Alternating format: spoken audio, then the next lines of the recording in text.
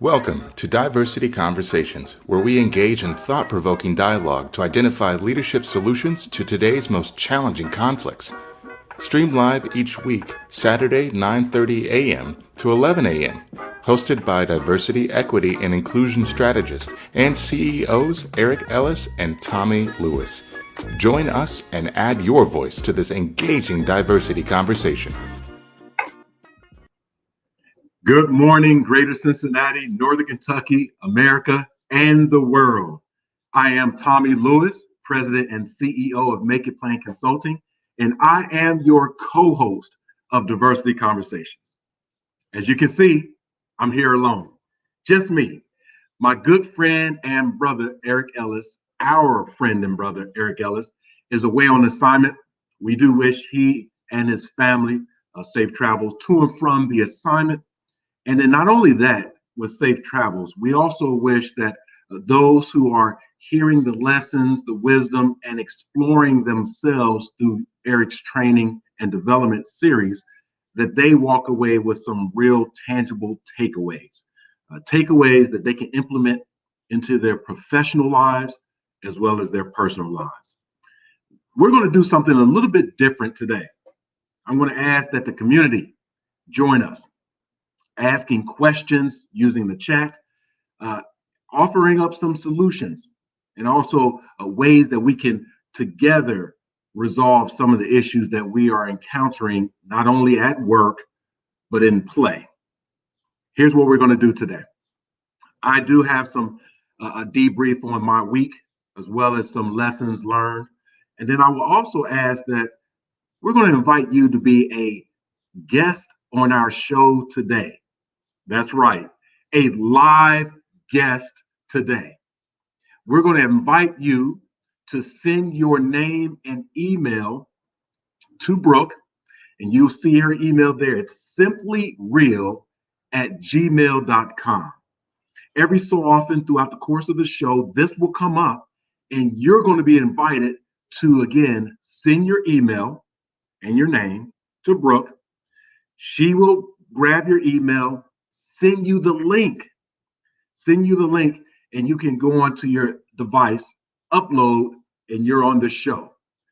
We're going to ask that you join the show for maybe 10 minutes, 15 minutes tops. We may have 20 people that want to join the show. Obviously, we will not be able to have 20. If we do have 20 people, then we will do this again and again and again. If we have one or two people, we welcome you to be a part of the show. So again, when I ask you to join the show and be our guest for today, you'll simply email your name and your email to itssimplyreal@gmail.com. So let's get into the show. Let's talk about my week today. My week was good, bad, and ugly. Let's start with the good. The good is that over the course of Monday, Tuesday, and Wednesday, I had the opportunity to receive a number of calls from clients and individuals who are still very interested in moving the needle of diversity, equity, and inclusion within their own organizations. What does this look like? A national organization has invited me to speak to their 100 to 150 executives. These executives lead private, public, and nonprofit organizations, and they want to do something more than just have diversity, equity, and inclusion as a boilerplate on their website, have a statement on their website, even just having employee resource groups or affinity groups, or just recently promoted someone into the role of DE&I leader. They want to do more than that. They want to really put some meat around those bones. And that resonated well with me. Over the last 30 years, as you know, Eric and I have been doing this work. Personally, there are times that I'm very, very encouraged by the work that organizations do and individuals do. And then at times I'm discouraged.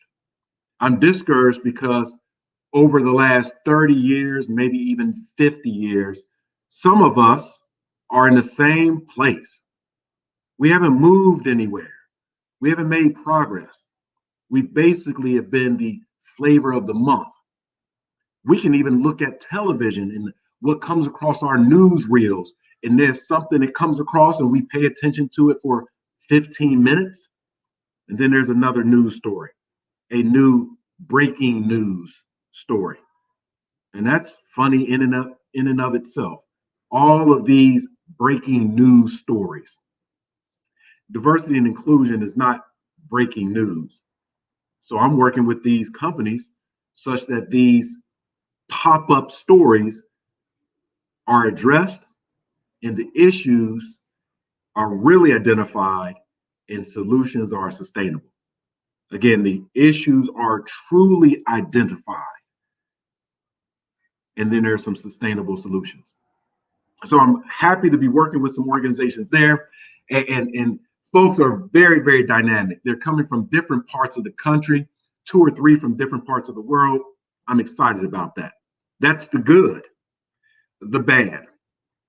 I've been asked to come back to a number of organizations, and we're doing the same thing. Some of it is the same training, but the people have not changed. Now, I'm not saying all of the people have not changed. I'm only saying a small group of people, like a handful of folks, have not changed at all. I was in one session this past week, and there are about 30 or 35 people in the session. We are socially distanced still. So we were spread out pretty wide. And there was one person that was hell bent of creating issue. They didn't want no parts of the training. And they didn't want to be there. They didn't like that they had to be there. They didn't even want other people to be there. And so we were talking about communication. They brought up the topic of critical race theory. They brought up the topic of sexual orientation.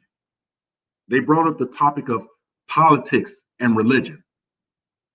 And so as they are dropping these kind of hand grenades into the class, which I was able to handle, I had to constantly remind these folks, what's the topic?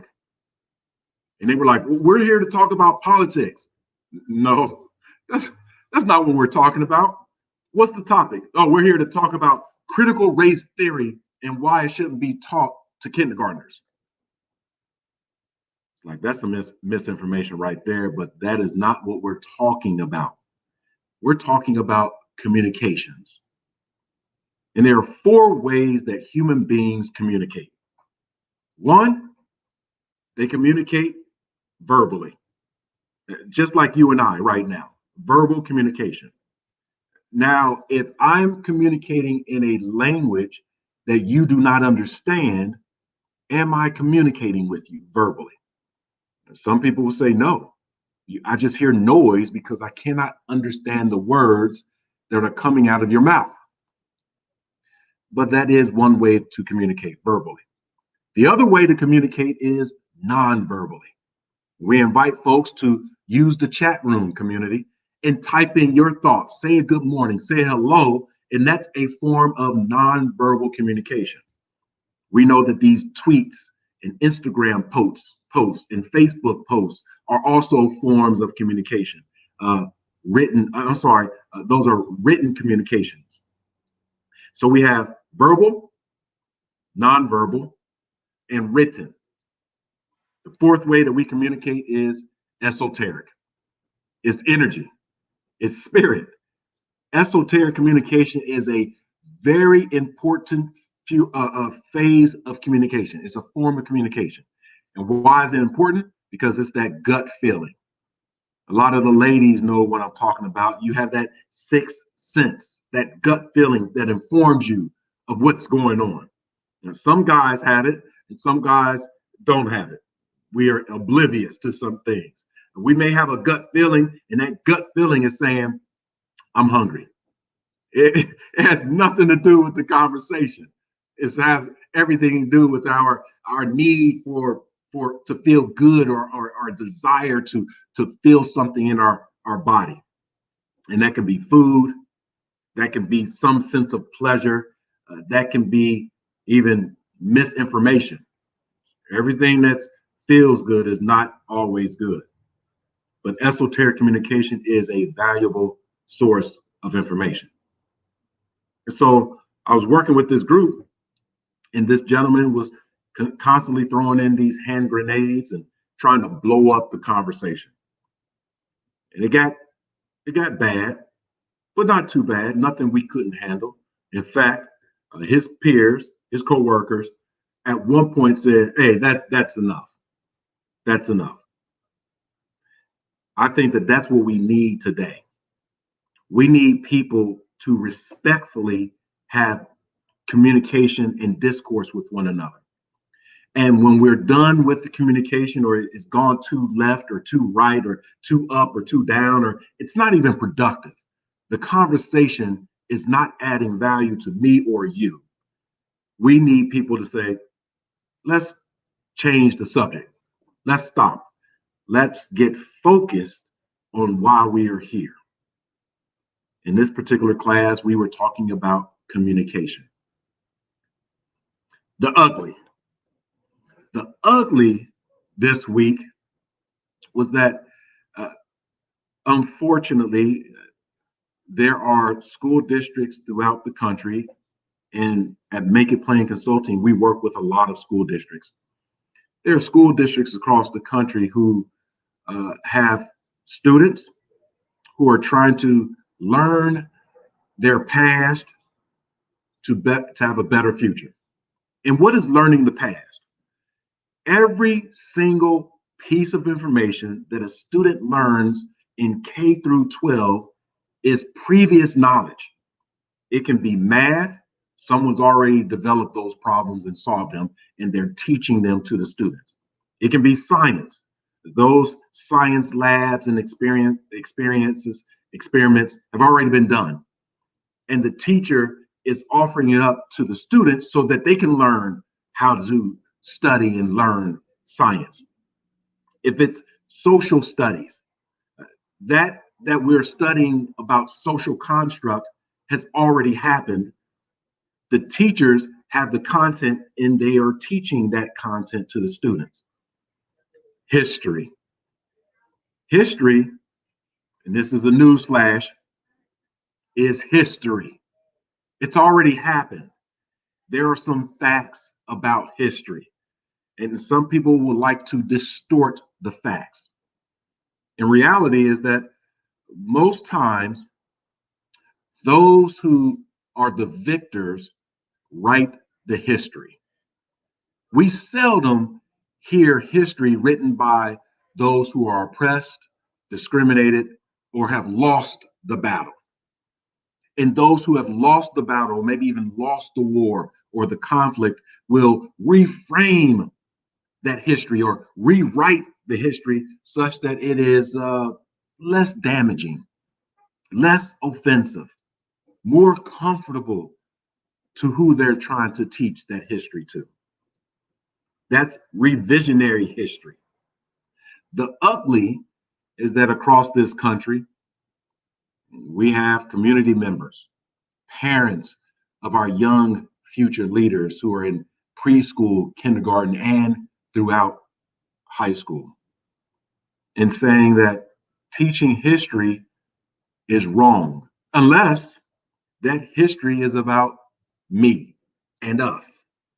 If it's about anyone else, if it's about anything that will show a bad light on me and my illustrious history or my heritage or my anything, we don't like it. And because I don't like it and I may be uncomfortable, we shouldn't teach it. Now, I'm not paying attention to the history that we used to teach as of yesterday that that diminish the value and the heritage of other cultures and other people. We're not talking about that because that's okay. It's perfectly okay to shame other people based on their race or religion or their background or their nationality, any of that. That's okay. But when you talk about me and mine. I have a problem and I will go to the source and I will verbalize my problem. I will non verbalize my problem with frowns and chagrin. I will write it down, poster boards. I will write letters into superintendents and presidents and CEOs and governors and senators and maybe even the president of the United States. I will put a post and a link and I will hide behind my device and I will shame other people through the words that I'm writing. The ugliest part about all of this is that when people are spouting out evil and divisiveness, it's because it is in them. Let's take a journey. Let's take a journey through emotional intelligence. This is not going to be a full training or full discussion about EI, but it is going to be a touch point. Social and behavioral scientists say that we have some 300 plus different emotions. And we experience these emotions through different times and events throughout our life. And some emotions are very high. And then after we've gone through that event, we don't experience that level of emotion as much. Some emotions are fresh and raw. And when those fresh and raw emotions come flooding into our system, we simply react. And sometimes that reaction is called emotional hijacking. We lose control. We don't think clearly. We're no longer logical. We're no longer interested in truth or facts. We're simply hijacked by our own emotion of ego, pride, frustration, anger, confusion, shame, embarrassment, all of these different emotions. And that's just a few. And so when we're interacting with someone, you can think of your brain as a board room. You have these different voices around your board table. These are your mental board members. And some of those mental board members have been with you for some time. You have, again, as all of us do, we have pride and we have intelligence, experience, our logical mind, our impulsive mind. All of these voices are at the table. When the event happens, the conversation, the situation, when it happens, we respond. And our board members are hard at work having a conversation with one another, right? Some of them are over talking the others. A few are silent at first, and then they start to pipe up, right? And so that noise, if you will, in our head sometimes looks like this.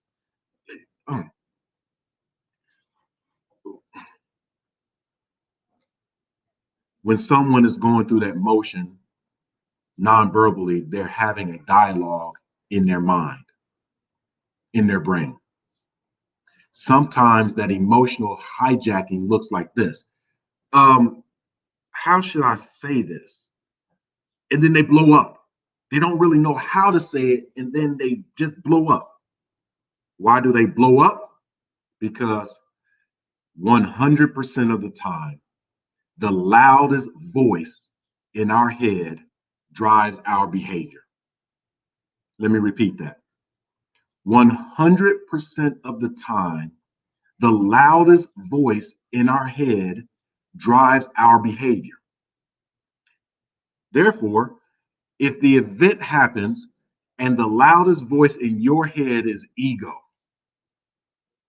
ego is going to speak louder and louder and louder in your head, over talking any other voice like logic or sensibility or humility or passion or wisdom.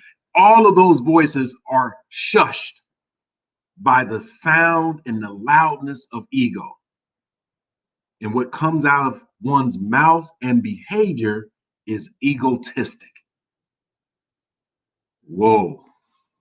A lot of folks need to remove some folks from their board members. They need to remove some board members from the table. They need to remove some voices from their heads. And so, in other words, it's ego. It's been a good run. You've been with me for 20 years, 30 years, 40 years, 50 years. Hell, you've been with us for 60 years. Your term is up. I don't have to prove anything to anyone, so I don't really need you anymore, ego. I'm happy in my own skin. I'm happy in the space that I am in. When you encounter someone who is truly happy, they are egoless, without ego. That's not one of their board members. And when we replace a board member, we think about who we're going to replace them with. So we think about, do I truly have wisdom? Do I truly have cultural humility? Do I truly have the mindset and the voice of equity? And if I truly do, I want those voices on my board. That's the way I see things, from an equitable perspective, from an inclusive perspective, from a fair perspective, and a non-discriminatory perspective. I will tell you that my week in a couple of situations have been ugly because I was dealing with human beings who would say that they're human and and do something that is inhumane. It was ugly. The behavior of human beings at their worst. And sometimes the worst happens when people are talking about or living through core values. What's your core value? I know that you hear me and Eric speaking every Saturday morning, and we're talking about love. Sure, we work in diversity, equity, and inclusion, but the core value is love. The love that we come together each Saturday to do this work and have conversations with you. The love that we have for our families and our friends and for one another and for you, our community. The love that we have for those who are struggling in this journey towards self awareness, self knowledge, maybe even self love. We have love for those who don't love themselves.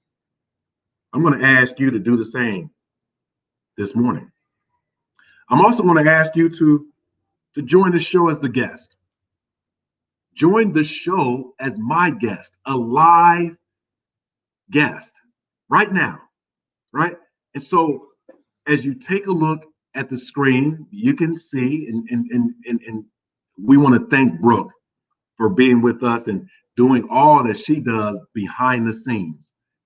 It's incredibly valuable to have folks behind the scenes working with you, not always for you, but with you.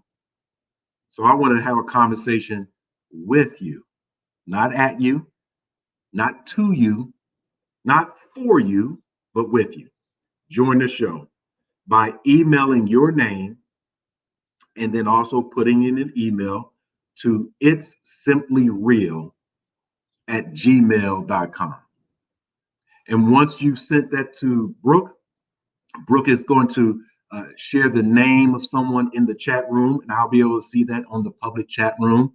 And then I will begin to introduce you just to say we have a new guest and share that guest name and allow time for you to go onto your device, put in the Yard Stream or StreamYard link, and join the show. Now, I'm going to share this. I don't mind if you agree, disagree, have an opinion, have facts, want to talk about what's up, down, left, or right, forward or backwards. I do not care or mind because it's a conversation with one another. It can go wherever you would like.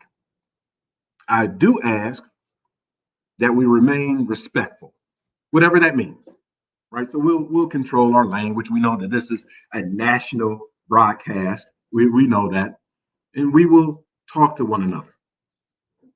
So as we're waiting for folks to join, let me continue to share a couple other things. Uh, we've been preparing for an event in the next couple to 3 weeks called the Illuminate Leadership Conference. And the Illuminate Leadership Conference is a 6-day experiential learning environment for 7th and 8th graders. We will have some 9th graders who are going to experience leadership, not just learn about it through PowerPoints or a lecture after lecture after lecture, but they're going to actually experience it. They're going to be live scenarios, simulations that as an individual or as a small group or even as a larger group, they're going to have to work through these problems, these issues, these concerns. For example, our young people are going to have the project of developing a solution for food deserts. A food desert is when there's a community that does not have a realistically accessible access to food. Realistically accessible. Some people may say, well, the grocery store is only 8 miles away. What if you don't have a car, a bicycle, or if you do not have mobility of your own body? Come on, good people. We got to think about everyone to be inclusive.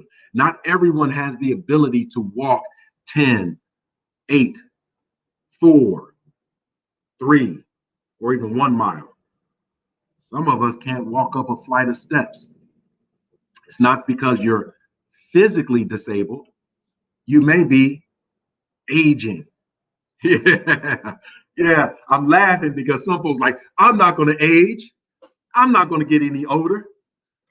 That's what I said when I didn't have all this salt and pepper in my beard. I'm not getting any older. When I was younger and playing baseball, I didn't think that I was ever going to get out of shape and never be able to play baseball. Now it's a chore, a task to get out of bed. All that stretching I had to do, the moaning, the creaks, the cracks, right? And I've only taken one step toward my little slippers because I had to put on slippers now.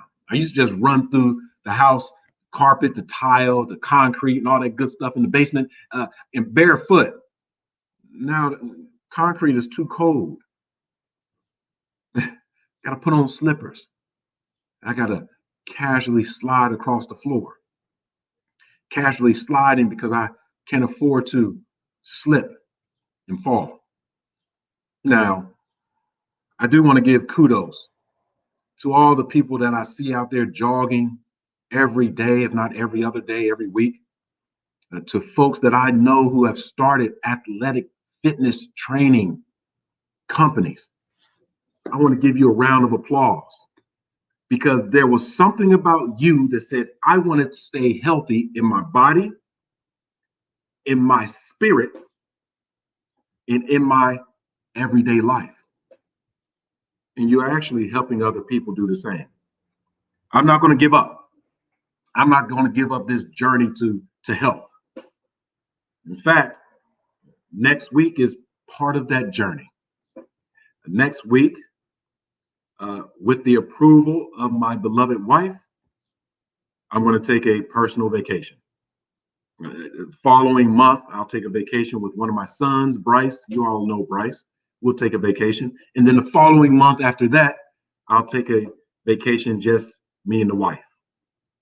But next week, just me. It's not long, just 3 days. Grab a little beach, a little water, a little sand, and a big hammock. Yeah, Brooke, a big hammock. Not the little hammock that I have in my backyard, a big hammock. And not the hammock in my backyard that is really a little bit too large for the space between the trees. So sometimes when I lay in that nice, cozy hammock, I rock in it, and every now and again I brush against the ground. If I lean the wrong way, it'll hit the ground. No, no, no, no, no, no. I'm in a professionally built, maintained Jamaican hammock. Yeah, man, what going on, eh? I'm already there. No worries, man. No worries. I'm already there. And so part of this conversation I'm having with you is that no matter if the week was good, bad, or ugly, we can all get in this space in our minds where no worries, man, no problem. If it's a good week, no worries, man, it can get better. So better your best. If it's a bad week, no worries, man, no problem. Everything is going to be okay. Everything is Irie, man, eh? Everything. It means that everything is going to be okay. If you put yourself in the mindset of solution based versus problem based, we don't always have to stay in the negative past. However, if we don't learn from our past, we're doomed to repeat it. Some of us, myself included, are continually and constantly repeating the past. We haven't learned from those lessons. When things are the ugliest, right? When you think that there's no future, there's no resolution, there's no solution, there's no purpose. Uh, be careful, man. Be careful. Everything is going to be okay. Everything. We have to pause there. There's something about island life, be it Jamaica, be it the Caribbean, be it any island in the world. When you're on an island, you're not necessarily alone, but it generates some creativity and innovation because you don't have as much access to leave. That's important. In other words, when there's a problem, there's an issue, or there are solutions, you can't just leave the island. You're on that island. At least that's what happened in Castaway with Tom Hanks. He had to become very creative as he was constantly trying to leave that island and return back home. He had to try to survive, be innovative there. He created a new friend in that volleyball. Wilson, Wilson. In that creation of Wilson was another board member in his mind. It wasn't a real person, it was a voice of conscience in his mind. And that voice of conscience actually created a empathy factor. That empathy factor was that even when Wilson began to float away, he was attached to that mindset of humanity, of community, of friendship. Are we connected to that? Are we connected to friendship to one another? And so if things are ugly or they're bad or they're good, in our minds, we have to have our friends and loved ones. And some of our friends and loved ones are not even with us anymore.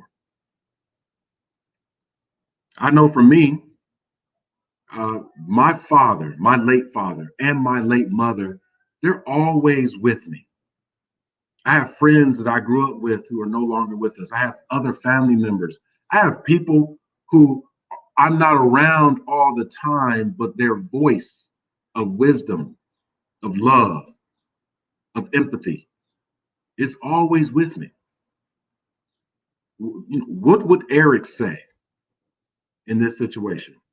What would Brooke do in this situation? What would fill in the blank? That's why I love coming together every Saturday. It's therapeutic for me, and I hope it is for you as well, right? And as Brooke says, again, which is a great point, and she says that she believes that in the being the change you want to see, not focusing on the problem, being the change. What is the change that we want? I'll tell you a couple of things I want, and I want to be that change. And I think Brooke is spot on, as I'm just thinking out loud. Spot on. I think that part of being the change is having self-awareness, being self-reflective, sincerely and seriously.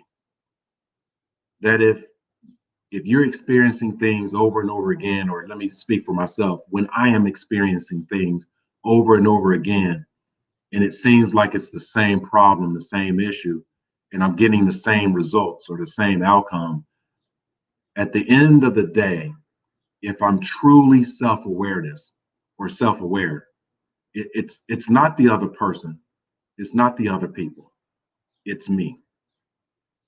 If I'm in an environment that is bad or getting worse, maybe even toxic, or it's a problem that keeps coming up, but I'm always a part of the problem, then I need to know that I am part of the problem.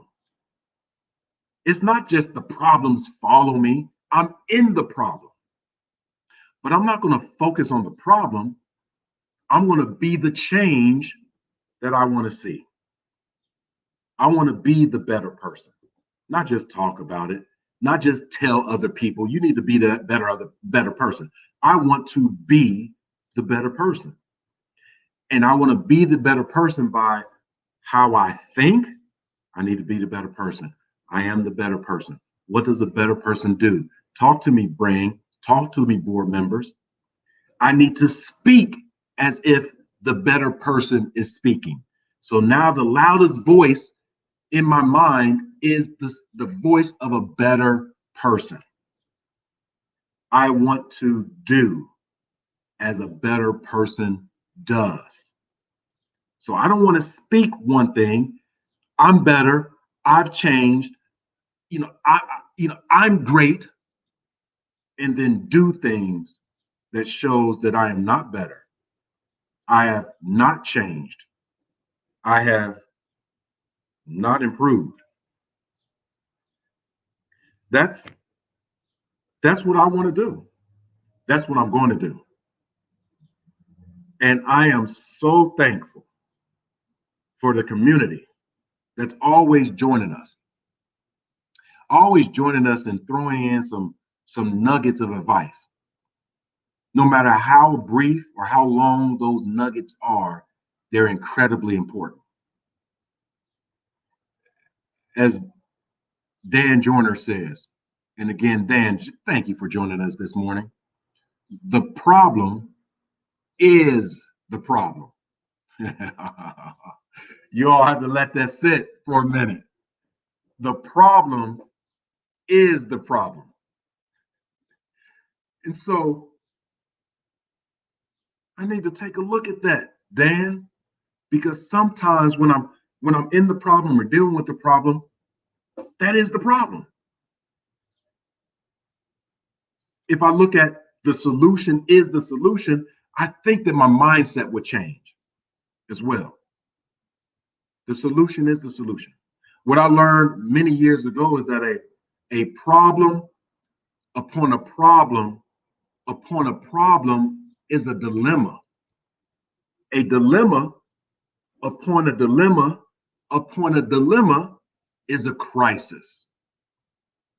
And most times, when people are trying to deal with something, it's in crisis mode, when a solution needs to be had or given right now. A crisis mode. We don't even know what the problem is. It's like going to the doctor. You've been coughing the last week, and now you're at a point where this, you think this is a problem. Wow, I cannot get rid of this cough. Let me get some water.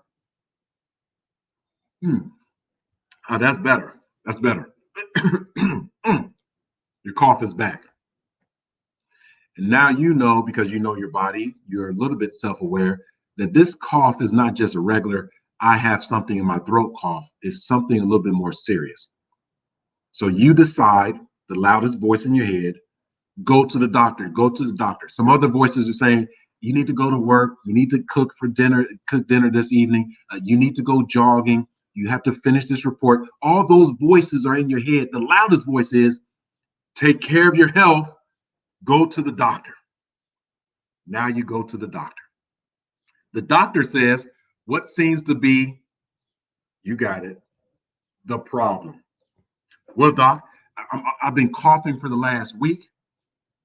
And the doctor goes through a series of analysis. They go through some experiments, some tests. Some of these tests are standard, right? They ask you the questions and they do the physical probes. They may have to draw some blood. Why?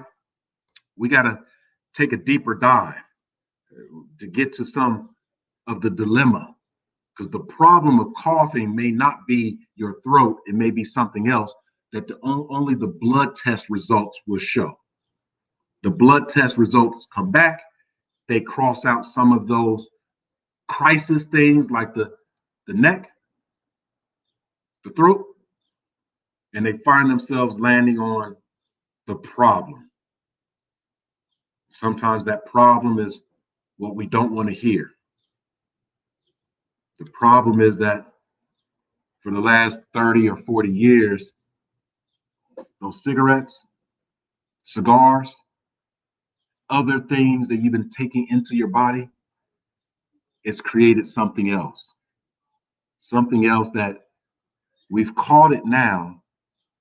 You may need some medication to move from this problem to a dilemma to a real crisis. If you don't take care of this, it will be a crisis that we will not be able to return from. We may need to do surgery. We may need to go in and do a deep cut to remove something. I hope that I'm speaking to you all today, because if I'm not, I'm talking to myself. Some things need to be removed from our lives. Some things need to be removed from our organizations. And if it's a person or people in our organization that has constantly proven to be the cancer, we have to remove that cancer before it gets too late. That problem becomes a dilemma, and that dilemma becomes a crisis. Last year, in the beginning of this year, with the COVID global pandemic, we had a global crisis on our hands. We had different leaders from different parts of the world, some as high as the highest sky, and some as low as you and me. That is, those who are on the ground, not holier than thou, not higher than others, not even thinking egotistically that I'm above any other human being. I'm talking about the human who's on the ground, on the earth, really saying, this is real. This global pandemic, this virus is real. And so, because it's real in my mind, I want to take care of myself, self-preservation, and I would like to also take care of others. How about that?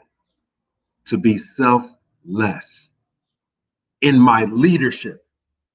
So I'm going to cover myself. I'm going to distance myself. I'm going to go through the precautions such that not only I get sick, because I don't want to get sick, but you don't get sick. Last year proved that we had some some ugly people,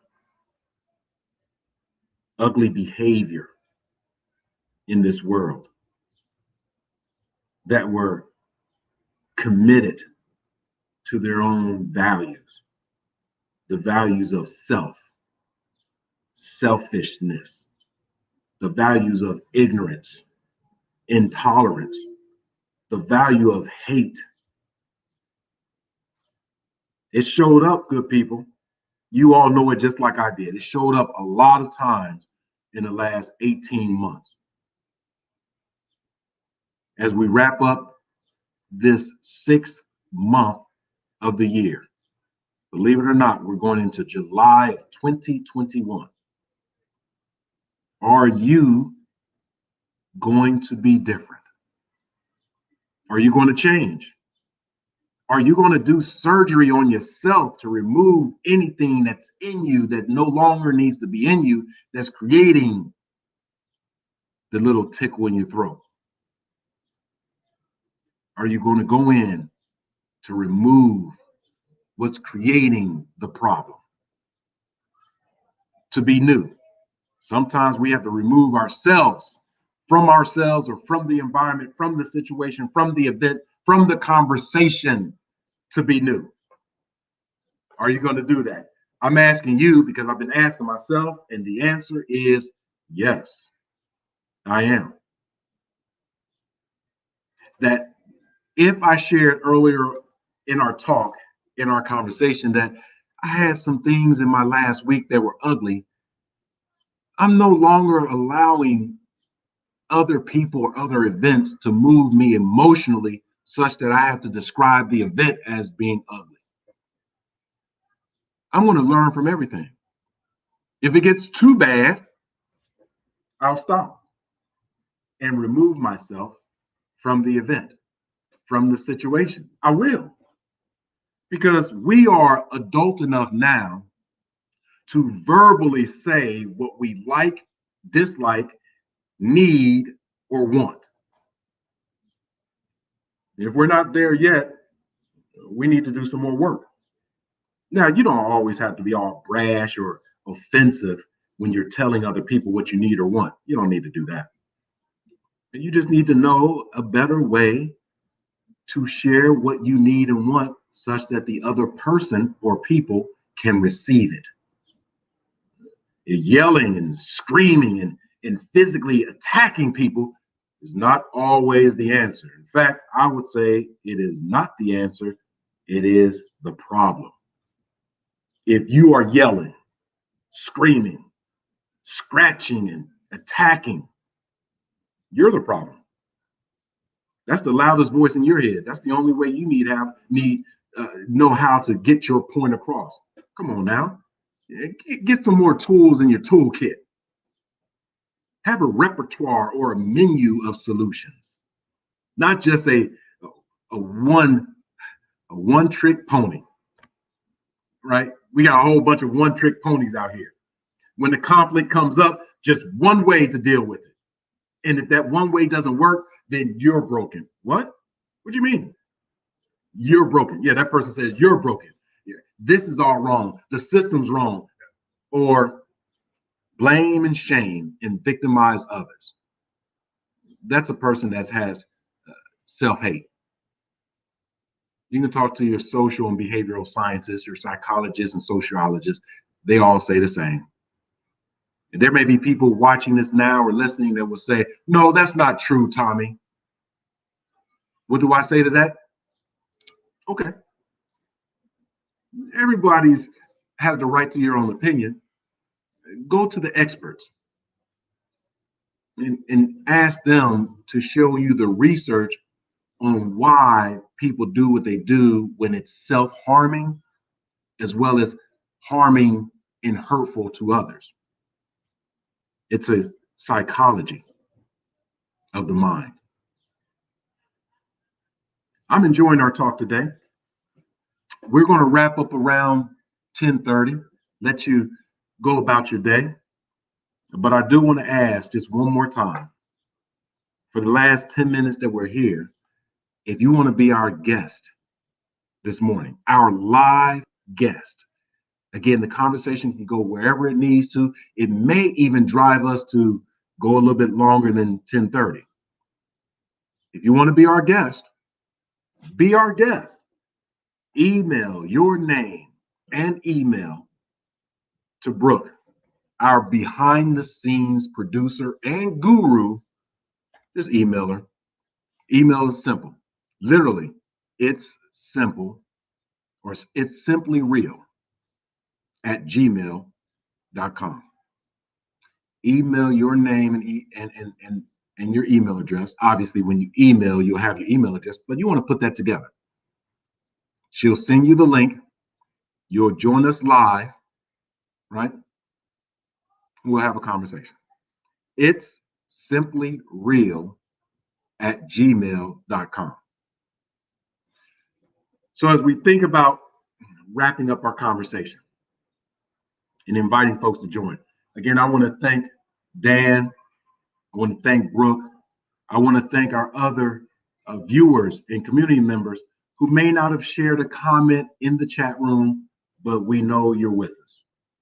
From the West Coast to the East Coast to worldwide, we'd like to say thank you. I want to particularly thank my family at home, my wife, children, right, sister, family members, cousins, uncles, and aunts, all of them. They know who they are, as many of them. I love you. I would like to also thank my Cobras family. Who are the Cobras? It's my baseball family. It's my baseball family. You all know that I coach baseball every so often. I'm unable to be a part of the show because we have a baseball game, baseball practice. This season, we played a full season.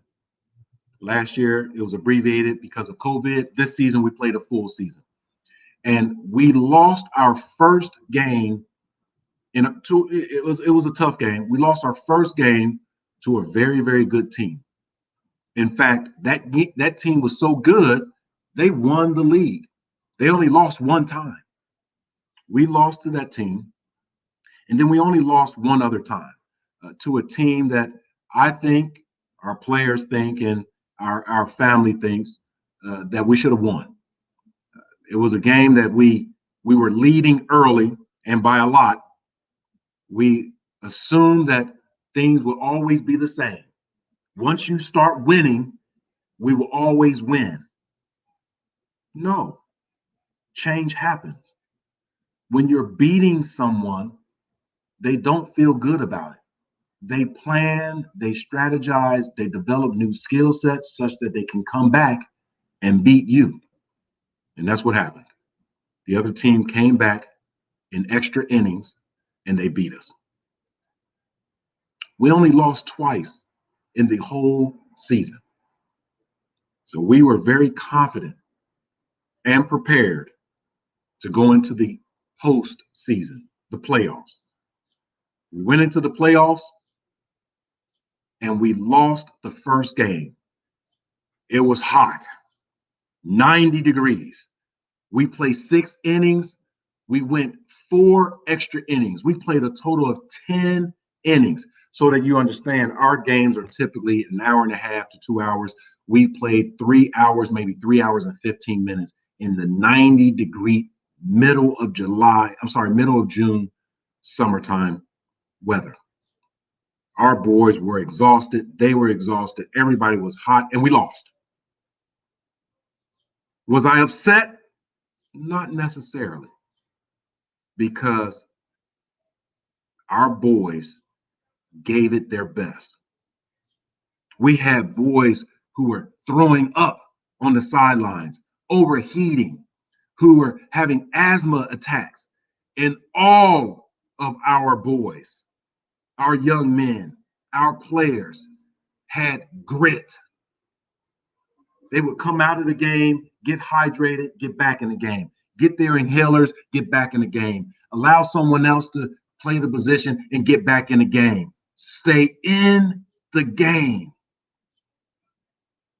Sometimes you have to take a break and a vacation. Stay in the game.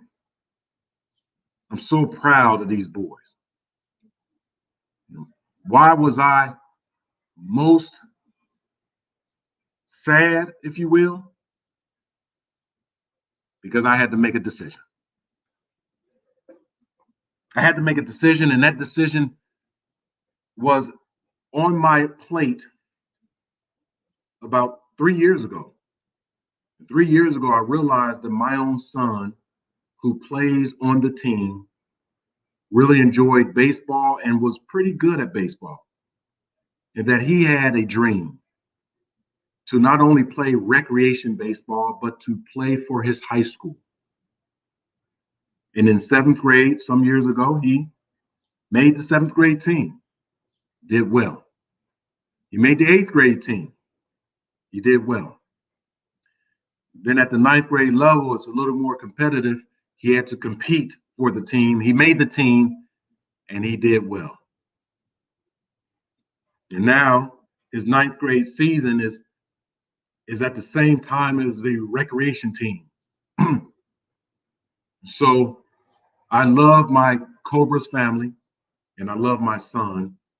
And now I'm at a crossroads of, do I miss the opportunities, the moments of my son and his success to coach the team? Or do I make the decision to be a father, to be my son's number one fan?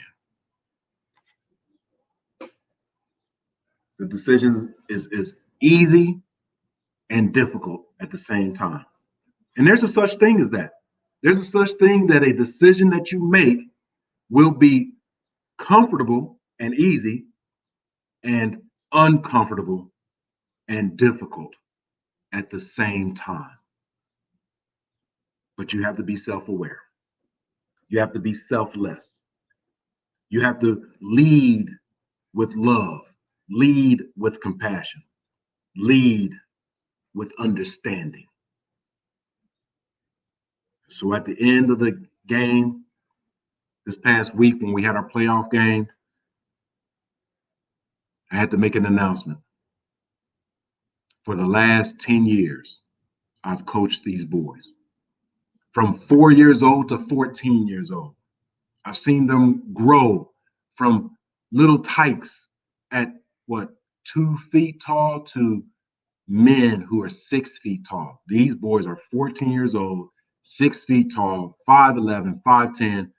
Hey, I don't know what they're eating out here, but these boys are big. And I love them. To the Cobras family, I will always love you. I will always support you. Although I will not be your coach next year, I will be my son's number one fan, and I am your number one fan. On Sunday, I was overwhelmed with emotion because I realized that Sunday was Father's Day. And I thought about my own father and how he invested, not attending baseball games. He didn't go to a lot of baseball games to watch me play, but he did invest his money in buying baseball gloves, cleats, uniforms, registrations, such that I could play the simple game of baseball.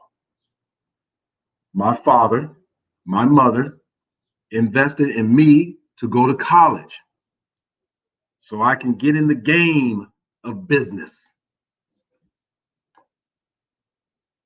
I want to thank you. Stay in the game, have grit, don't give up, always self correct and self improve. And remember, be the change you want to see. Thank you, Brooke, for reminding us of this. Thank you, Brother Dan, for reminding us that the problem is the problem. And thank you, community, for joining us. And Eric Ellis, safe travels back, my friend, for another week in a conversation between you and I called Diversity Conversations. We'll see you next week. Take care, everybody. Thank care. Bye-bye.